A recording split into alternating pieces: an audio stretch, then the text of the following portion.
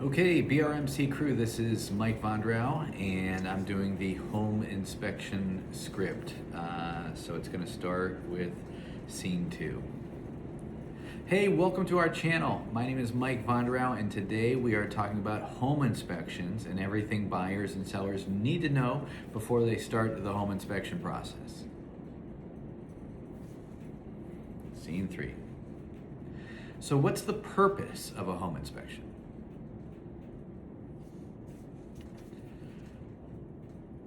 Scene 4.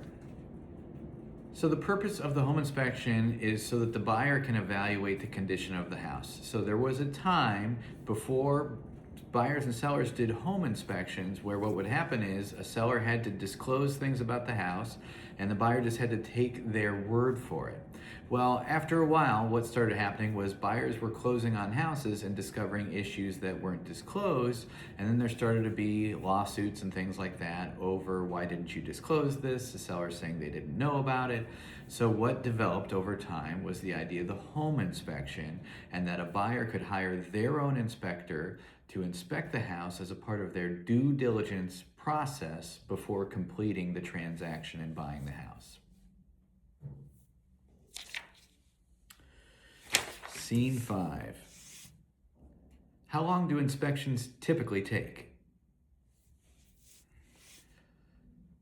Scene 6. In my experience, most home inspections take somewhere between 2 and 4 hours. Now that is going to depend on a few factors, one of which is the size of the house, the number of inspectors doing the inspection, and then also the condition of the house. The more material defects that they find along the way, the more that kind of slows down the inspection itself. Scene 7. So what does a home inspector inspect during the inspection process? Scene 8. So a home inspector is going to inspect the house from top to bottom, inside and out. So generally speaking, they're going to start on the exterior and they're going to have a look at things like the roof, the chimney, the gutters and downspouts, the siding, windows, even the slope, the grade of the land right up next to the house itself, which is important, and things like the driveway, the garage, that kind of thing. Next, they're going to move inside, and typically they're going to go top to bottom. So they will start in the attic of the house and work their way down every bedroom, every bathroom, the kitchen, and on down into the basement where they'll evaluate things like the furnace or heat source and the water heater as well.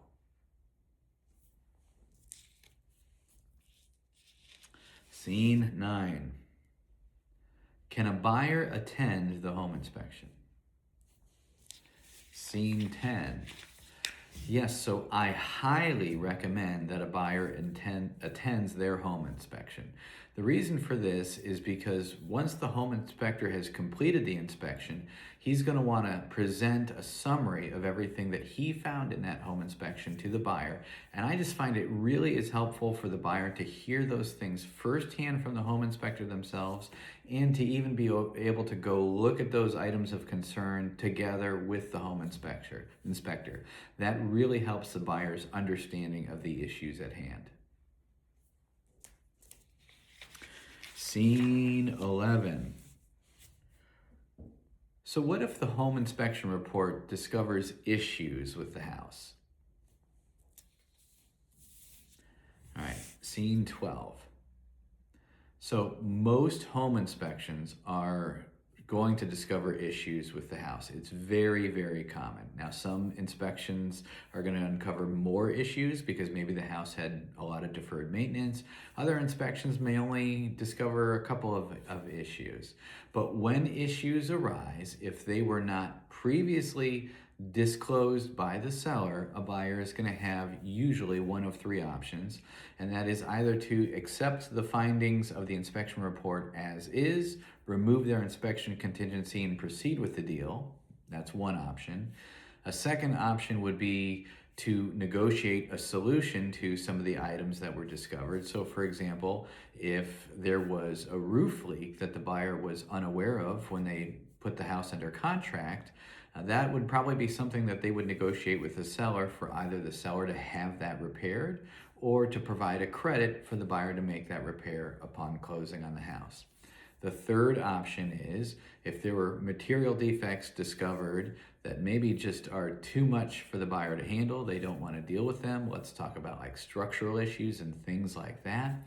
The buyer would have the right to void the deal, walk away, and get their earnest money back depending on how their purchase agreement is written.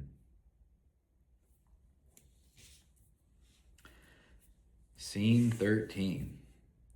Should a seller consider a pre-listing inspection? Scene 14. Yeah, I actually highly recommend that a seller gets a pre-listing inspection.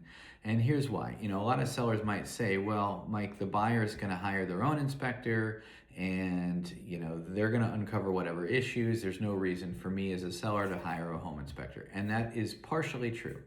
However, the number one reason that most real estate transactions, transactions, let me start this one again. Scene 14. I actually think a pre-listing inspection is a really, really great idea for a seller.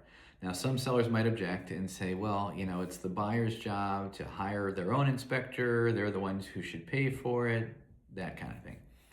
But what I find is that when a seller gets a pre-listing inspection before they even go on the market, it's a great opportunity for them to discover issues that may potentially jeopardize the deal. So you need to understand that the number one reason that a real estate transaction falls apart is because of issues discovered in the home inspection.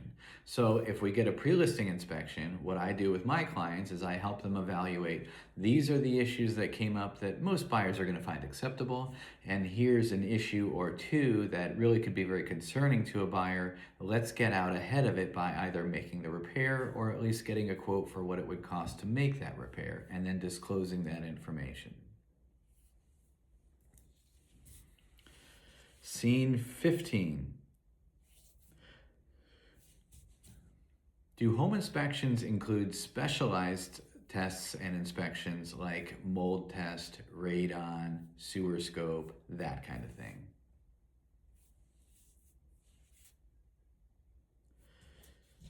Scene 16. So specialized tests and inspections such as radon, mold, pest, structural, those are going to be things that a buyer is going to pay for separately outside of the general home inspection. So the general home inspection may point out these issues in broad terms, but sometimes it's necessary to bring a specialist in, like a structural engineer or someone like that, and that is going to be a separate fee outside of the general home inspection. Also, same thing with the radon test, that's going to be an add-on fee, or a sewer scope, that's going to be an add-on fee for most home inspectors. Scene 17. Scene 17. So what are the most common issues that pop up during a general home inspection? Scene 18. So the most common issues that are going to pop up during a home inspection are often going to be electrical items that are not up to code or done in a safe manner. Sometimes if a homeowner has done their own kind of handyman electrical work, that could be an issue. Issues with the roof, mold in the attic space or in the basement is not uncommon. Things of that nature. Sometimes in more extreme circumstances, we'll see structural issues, that kind of thing. Number 19. Can a home fail a home inspection? Scene 20. So this is something clients say to me a lot. A seller might say to me, gosh, Mike, I really hope my house doesn't fail the home inspection. Well, a home inspection is not a pass-fail test. You cannot fail or pass a home inspection. Basically, a home inspection is going to be an itemized report that shows all these potential issues with the house, and a buyer gets to evaluate that inspection report and decide if this house still makes sense to them, or if there were material defects discovered that they were unaware of when they made the offer that may change the deal or cause them to void the deal and walk away. Scene 21. Should a buyer walk away after a bad home inspection? Scene 22. So it is possible for a buyer to walk away from a real estate purchase agreement, depending on the verbiage in the contract, after a home inspection if there are material defects that were discovered that were not previously disclosed in the seller's property disclosure forms. The question is, when should a buyer do that and when should they not? Well, that's going to be a different question, a different answer for each buyer depending on the circumstances. So a lot of buyers are going to walk away the moment they hear about structural issues, that kind of thing. But actually some buyers may say, hey, if the seller is willing to give me a credit or a price reduction for such and such amount so I can have the repairs done myself, I don't mind going ahead and purchasing this house. So the question of whether or not a buyer should void a deal and walk away after the home inspection is very much a case-by-case situation based on the house, the issues, and the situation for that buyer themselves. Some buyers are simply comfortable with things that other buyers are not and willing to negotiate solutions where other buyers are simply saying, I'm just going to walk away from this one. Scene 23. So if you're buying a house in Northeast Ohio, the inspection process itself is one of the most detailed and specialized and sometimes overwhelming parts of the process for buyers and sellers. This is where we highly recommend that you have a professional real estate agent who is helping you navigate this transaction and sort through things like the inspection and how you should negotiate a solution and what may make sense for you in your particular situation. Scene 24. The Vonderau real estate team has been guiding buyers and sellers through the treacherous home inspection process since 1979. So if you're considering making a purchase or selling a home in Northeast Ohio, we know the process from start to finish and we would love to help, and just feel free to reach out.